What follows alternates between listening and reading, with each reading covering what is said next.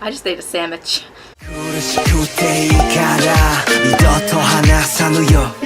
Hi, my name is Cassie and I'm addicted to the internet. So recently, my mother almost died. It was a jolly old experience, very fulfilling. I freaked out. I was encouraged by Ryan to share this story time because let's just say I came across some stuff that night. Wow, let's just get right into it.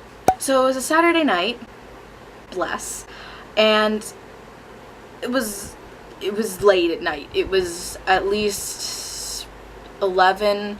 Well, when we actually got there and stuff started to happen, it was like 9, and thank God it was 9, but we ended up being there until like 2 a.m. My brother told me because the hospital we were at, because we had to be at the ER, it was like on a university campus, and he said because you're on a campus, you're gonna get a lot of people coming in really, really drunk, having fight marks on them. You're gonna get a couple weirdos too. It's gonna be pretty weird and freaky. I didn't really believe him at first, and I wish I did, because, boy, some of the stuff we saw, and disclaimer, not all of this actually happened at the ER, at least one of them did, but, you know. So our first little story comes from a frat guy. That's a great start, just saying. This frat guy comes in. Oh, I assume he's a frat guy because that's what he looked like. And I'm just going to call him Scott. He comes in with this girl who I only assume is his girlfriend just because they're kind of cuddling and, you know, being all together. But he comes in holding his jaw. And I'm like, uh-oh, did it already start? And literally 5 minutes before, my brother told me about being on a university campus. And he's holding his jaw, and I start being, uh-oh. And he walks up to the registration desk to go like, hey, I'm here, I need help, this is what the situation is.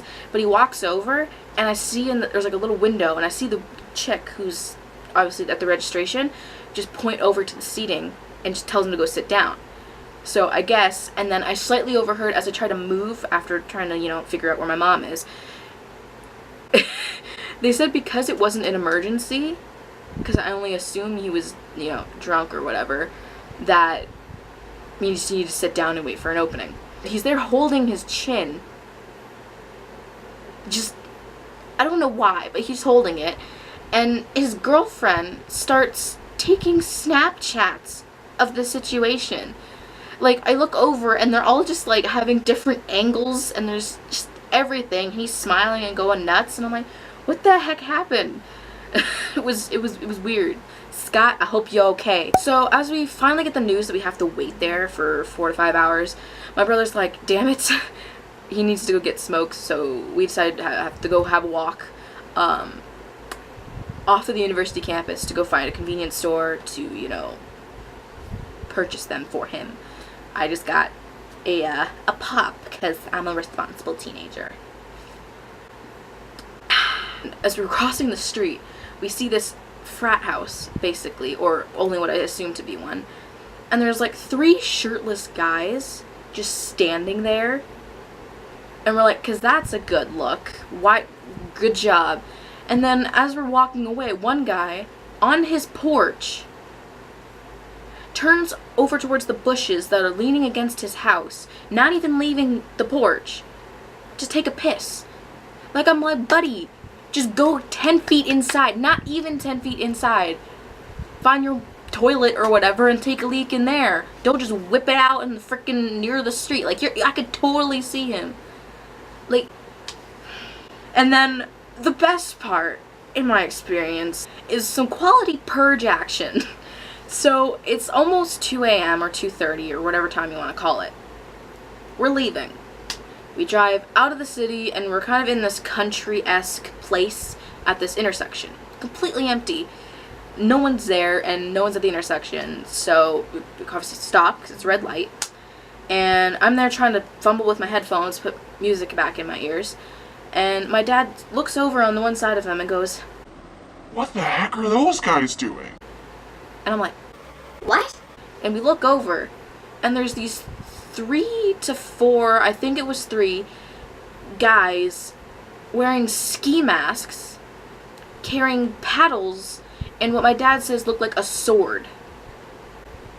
They start walking in between the road near the intersection. And what does my brother do?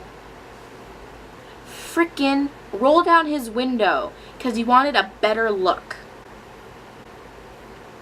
That's safe. Anyway, that was my little story time rant experience at being at the ER and in that city in general.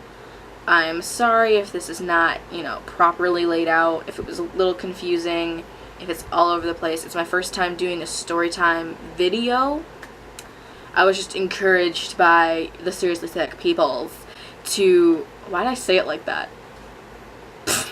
Thank you for watching. Like, comment, subscribe, YouTuber stuff, you know the dealio if you're on the internets. And I'll see you in a while, probably, because I am still having, identity crisis with my YouTube content. So, anyway, thank you for watching, thank you for being here, and I'll see you next time. Bye-bye.